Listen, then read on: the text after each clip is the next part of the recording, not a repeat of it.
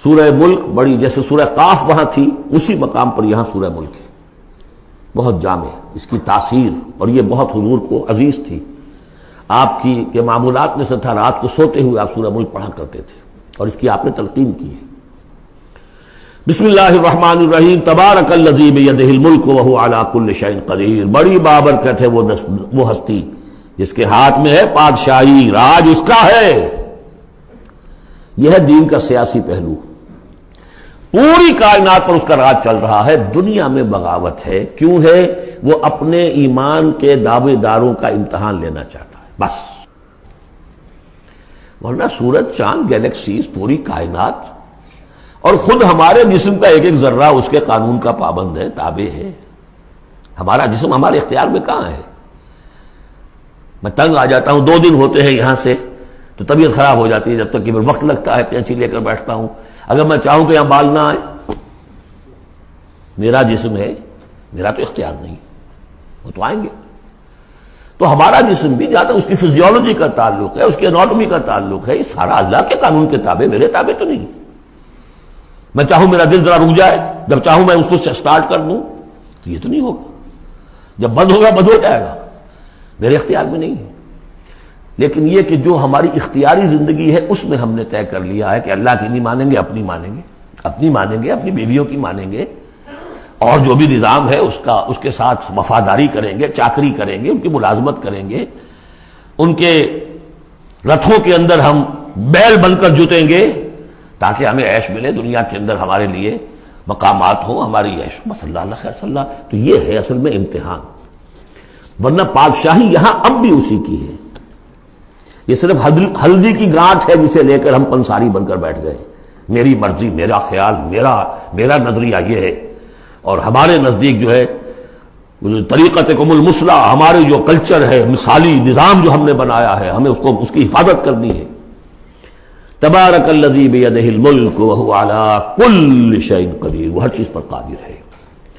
الذی خلق الموت والحیاۃ لیبلوکم ایکم احسن عملا۔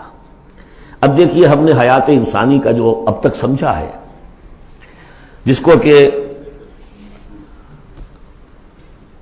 عمر نے، جو کہ بہت بڑا شاعر ہے، اس نے اپنی بیوی سے خطاب کر کے کہا ہے حیات ثم موت ثم بعث حدیث و خرافات یا ام عمری۔ یہ کیا ہے؟ زندگی پھر موت پھر زندگی، پھر کیا؟ یہ سب حدیث و خرافات معاذ اللہ۔ ہم نے بھی دیکھا پہلے کنتم امواتا فاحیاکم ثم یمیتکم ثم یحییکم ثم الیہ ترجعون۔ یہ وقفے کیوں ڈالے گئے؟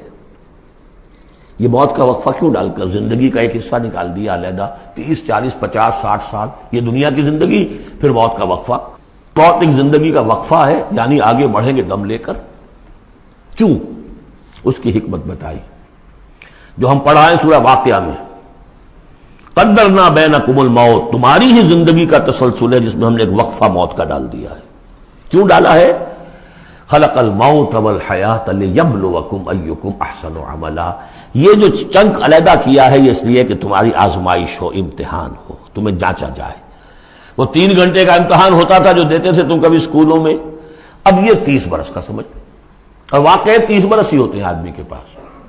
پہلی زندگی کے 20 25 برس ویسے گزر گئے، شعور ہی ابھی نہیں ہے، اور پھر ایک خاص عمر کے بعد جو ہے اعضاء ڈھیلے پڑ گئے، اور پھر یہ کہ لا یعلم من بعد علم شیئا، 30 نہیں ہوں گے 40 مل جائیں گے آدمی کو، کام تو یہی ہوتا اس کی زندگی کا۔ لیکن اس لیے ہے لیبلوکم ایکم احسن عملا، تاکہ تمہیں جانچے پرکھے دیکھے تم میں سے کون ہے اچھے عمل کرنے والا۔ اب دیکھیے علامہ اقبال کی جو نظم ہے زندگی کے موضوع پر، واقعہ یہ ہے کہ بہت چوٹی کی چیز ہے، بہت عمدہ چیز۔ تو اسے پیمانہ امروز فردا سے نہ ناپ، جاویداں پہم دواں ہر دم جواں ہے زندگی۔ قلزم ہستی سے تو ابھرا ہے مانند حباب، جیسے سمندر میں ایک بلبلا سا ہوتا ہے، کتنی زندگی ہوتی ہے بلبلے کی۔ قلزم ہستی سے تو ابھرا ہے مانند حباب، اس زیاں خانے میں تیرا امتحان ہے زندگی۔ خلق الموت والحیات لیبلوکم ایکم احسن عملا۔ ہے کبھی جان اور کبھی تسلیم جان ہے زندگی، کبھی زندگی جان سے مترادف ہے، عبارت ہے، کبھی جان دینا اصل زندگی ہے۔ ولا تقولوا لمن يقتل في سبيل الله اموات بل احیاء ولكن لا تشعرون. ہے کبھی جان اور کبھی تسلیم جان ہے زندگی. اصل زندگی جو ہے وہ جان دے دینے سے حاصل ہوگی. الذي خلق سبع سماوات طباقا، وہ اللہ جس نے بنائے 7 آسمان ایک دوسرے کے اوپر. آیات متشابہات میں سے ما تری فی خلق الرحمن من تفاوت، تم نہیں دیکھ پاؤ گے اللہ کی تخلیق میں کہیں کوئی فرق. اتنا محکم نظام ہے، اتنا محکم نظام. کیا کسی سائنسدان نے آج تک یہ بھی کہا کہ تخلیق میں یہاں نقص ہے؟ کسی نے کہا؟ زوالوجی کی فیلڈ میں یا باٹنی کی فیلڈ میں یا کسی اور فیلڈ میں، جیولوجی کی فیلڈ میں، اسٹرانومی کی، کسی نے کہا ہے؟ ما تری فی خلق الرحمن من تفاوت فارجع البصر هل تری من فطور، پھر ذرا دوبارہ لوٹا لو اپنی نگاہ، دیکھ لو، ہر میدان میں دیکھ لو، کہیں تمہیں کوئی رکھنا نظر آتا ہے؟ اگر یہ تخلیق کامل ہے تو کامل حقیقت میں کون ہے؟ اس کا خالق، اس کا باری، اس کا مصور. بس یہ نظر نہیں آتا. سائنسدان سب کچھ دیکھ رہے ہیں. ڈھونڈنے والا ستاروں کی گزرگاہوں کا اپنے افکار کی دنیا میں سفر کر نہ سکا. بڑے بڑے صاحب بصیرت اور بڑے بڑے عقل مند اپنی ناک پتلے کے پتھر سے ٹھوکر کھاتے ہیں. دیکھ رہے ہیں ٹیلیسکوپ سے ٹھوکر کھا رہے ہیں وہاں جو سامنے پتھر پڑا ہوا ہے اس سے. یہ ہو رہا ہے آج ہمارے ساتھ. سپر جیل کا مسئلہ کر رہے ہیں، پھر لوٹاؤ ذرا اپنی نگاہ کو 2 مرتبہ اور. ينقلب الیک البصر خاسئا وهو حسیر، تمہاری نگاہ تھک ہار کر لوٹ آئے گی، تمہیں ہماری تخلیق میں کہیں کوئی رکھنا، کوئی دراڑ نظر نہیں آئے گی. وَلَقَدْ زَيَّنَّا السَّمَاءَ الدُّنْيَا بِمَصَابِيحَ وَجَعَلْنَاهَا رُجُومًا لِلشَّيَاطِينَ وَأَعْتَدْنَا لَهُمْ عَذَابَ السَّعِيرِ. اور ہم نے سب سے قریبی آسمان کو سجا دیا ہے چراغوں سے، یعنی زمین سے جو قریب ترین آسمان ہے، پہلا آسمان، اور ان چراغوں کو ہم نے بنا دیا ہے رجوما للشیاطین، شیاطین جن جو ہیں وہ جو کوشش کرتے ہیں اس سے باہر نکل کر، اور وہ چاہتے ہیں کہ کچھ خبریں جو ہیں وہ فرشتوں سے چرا کر لے آئیں، تو ان کو کھدیڑنے کے لیے، ان کو اوپر سنگ باری کے لیے ہم نے یہ میزائلز رکھے ہوئے ہیں. وَأَعْتَدْنَا لَهُمْ عَذَابَ السَّعِيرِ، اور ان کے لیے ہم نے تیار کر رکھا ہے جلا دینے والا عذاب.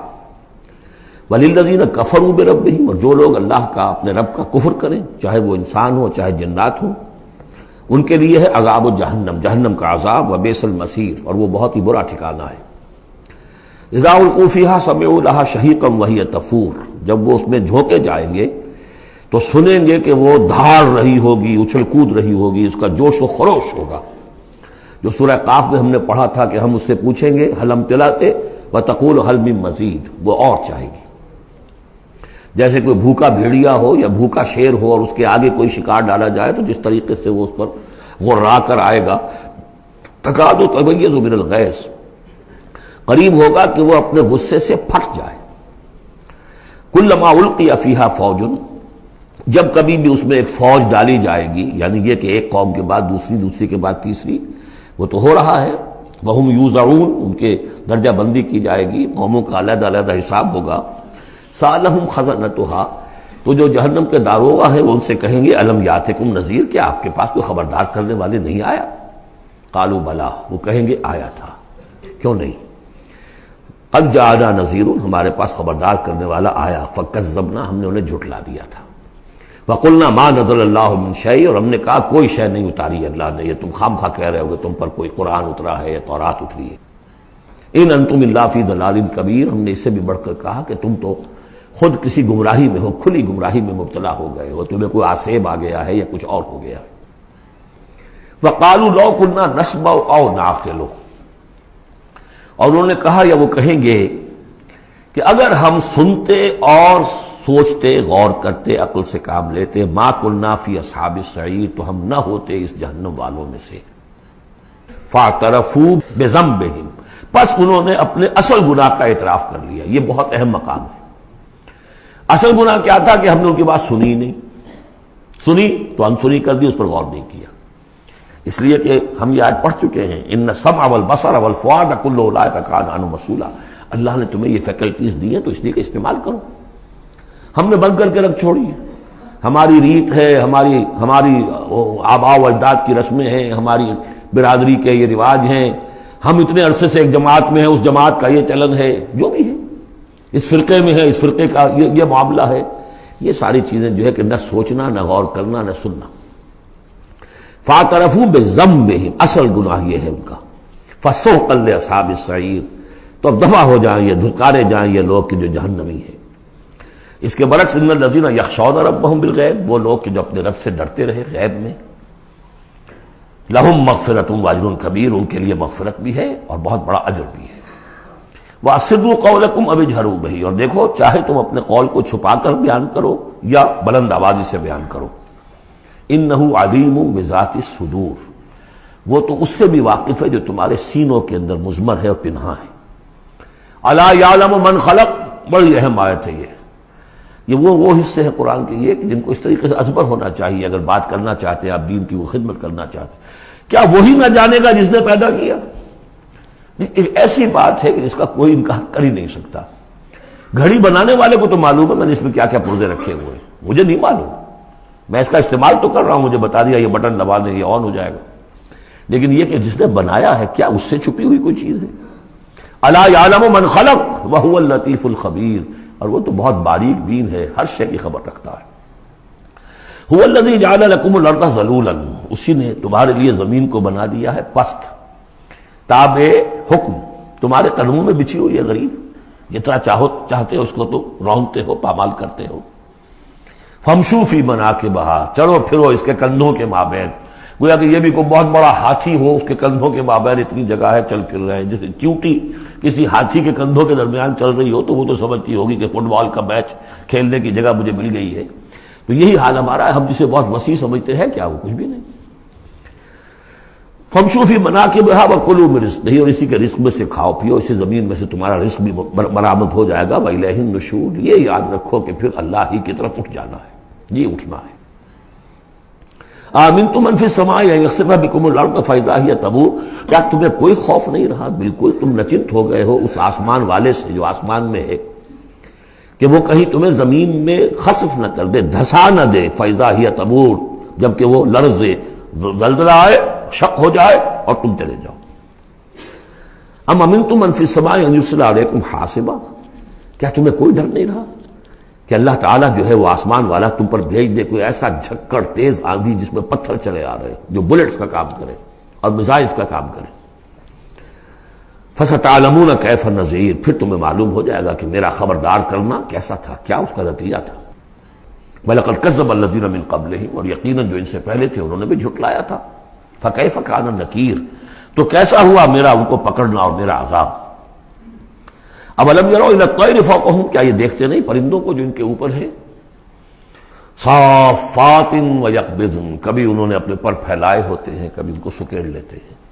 ما یمسکہن الا الرحمن، نہیں روکے ہوئے انہیں اس فضا کے اندر مگر رحمان۔ انہ بکل شیء بصیر، یقیناً وہ ہر چیز کو دیکھ رہا ہے۔ یعنی جو قانون طبیعی ہے جس کے تحت وہ چل رہا ہے وہ تو اللہ کا بنایا ہوا ہے۔ امن ھذا الذی هو جند لکم ینصرکم من دون الرحمن، بھلا وہ کون ہے جو تمہارا لشکر بن جائے اور تمہاری مدد کرے رحمان کے مقابلے میں؟ ان الکافرون الا فی غرور، نہیں ہے یہ کافر مگر دھوکے میں آ گئے، بہکاوے میں آ گئے۔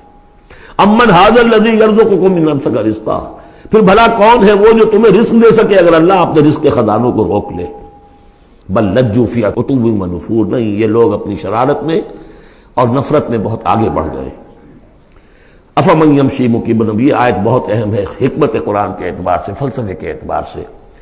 افمن یمشی مکبا علی وجہہ اہدی امن یمشی سویا علی صراط مستقیم، دو انسانوں کا تصور کرو، ایک شخص وہ ہے کہ جو اوندھے منہ پیٹ کے بل گھسٹ رہا ہے، ایک وہ جو سیدھا کھڑا ہے، سیدھے راستے پر چل رہا ہے۔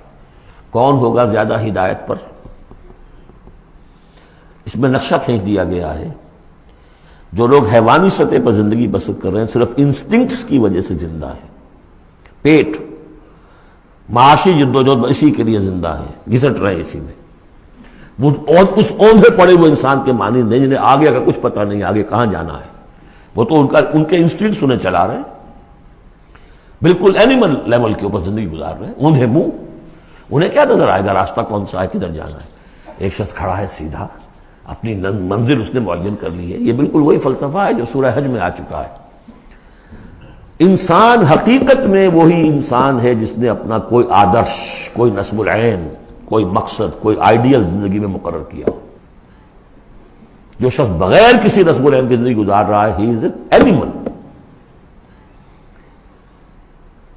اولئک کالانعام بل ھم اضل، حیوانات جو ہیں یہ چوپائے، ان کی زندگی کا کوئی مقصد نہیں ہے۔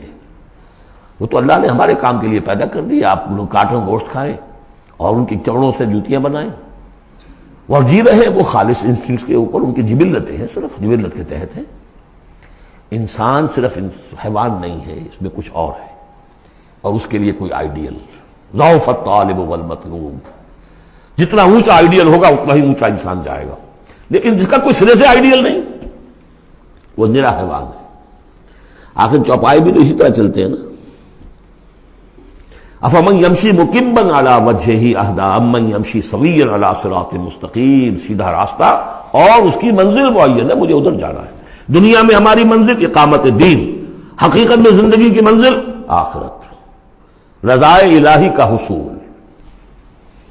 قل هو الذی انشأکم وجعل لکم السمع والابصار والافئدہ، کہہ دیجئے وہی ہے جس نے تمہیں انشاء اٹھانا، تمہیں بنایا، بڑھایا، وجعل لکم السمع والابصار والافئدہ، تمہیں کان دیے، آنکھیں دی اور دل دیے یا عقل دی۔ عام طور پر قرآن میں سمع پہلے کیوں آتا ہے اور بصار بعد میں کیوں آتا ہے؟ انسانی علم کا جب آپ جائزہ لیں گے تو اس میں پہلا حصہ ہوتا ہے جو پہلی نسلوں نے علم حاصل کیا ہوا ہے، اس کو آپ اخذ کرتے ہیں اپنی سماعت سے۔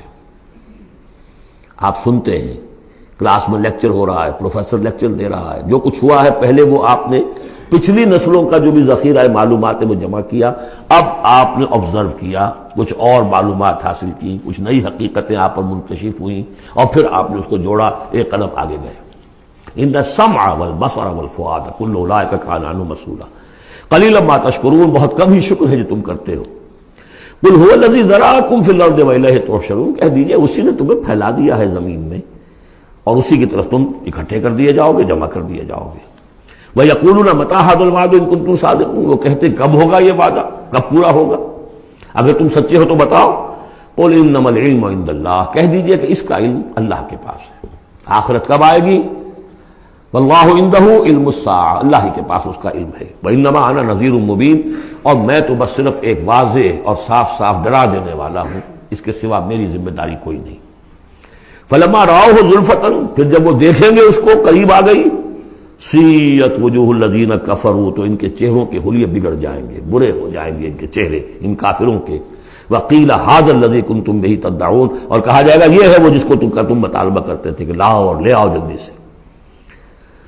قل ارأیتم ان اہلکنی اللہ ومن معی او رحمنا فمن یجیر الکافرین من عذاب الیم، اے نبی ان سے کہیے دیکھو اگر مجھے میرا اللہ ہلاک کر دے، یا اور جو میرے ساتھ ہیں ان سب کو بھی ہلاک کر دے، یا اللہ تعالی ہم پر رحم فرمائے، سوال یہ ہے کہ تمہیں کون بچائے گا، کافروں کو کون بچائے گا عذاب علیم سے؟ ہمارا جو بھی ہو ہم ناکام رہ جائیں، تمہارے نزدیک ناکام ہو گئے، ہمارے نزدیک تو کوئی ناکامی ہے ہی نہیں۔ هل تربصون بنا الا احدى الحسنيين، دو اعلیٰ صورتیں ہیں، ان میں سے تیسری کوئی صورت ہے ہی نہیں۔ یا ہمارا رب ہمیں سب کو جام شہادت نوش کروا دے، کامیابی کامیابی، سب سے بڑی کامیابی تو یہی ہے، اور کامیاب ہو کر اگر واپس آ گئے تو تم بھی کہو گے کہ کامیاب ہے۔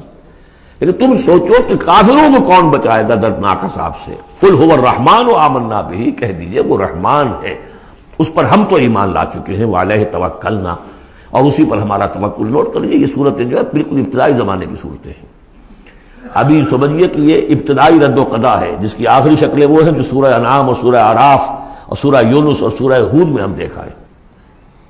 فَسَتَعْلَمُونَ مَنْ هُوَ فِي ضَلَالٍ مُّبِينٍ، تو عنقریب تمہیں معلوم ہو جائے گا کہ کھلی گمراہی میں کون تھا، ہم تھے یا تم تھے۔ قُلْ أَرَأَيْتُمْ إِنْ أَصْبَحَ مَاؤُكُمْ غَوْرًا، ذرا ایک بات پر اور غور کرو، اگر تمہارا یہ پانی جو زمین کا ہے وہ نیچے اتر جائے، کبھی کبھی ایک دم بہت جو ہے ایک الارم ہو جاتا ہے کہ پانی کی سطح نیچے جا رہی ہے، بارشیں کم ہوئی ہیں، پانی کی سطح نیچے جا رہی ہے، کہاں سے لائیں گے پانی؟ وہ تو پھر بھی ابھی ایک حد تک ہی نیچے جاتی ہے، یہ پانی اور نیچے چلا جائے. فمن یاتیکم من ماء معین، کون ہے وہ جو لائے گا تمہارے پاس وہ پانی صاف نتھرا ہوا پانی.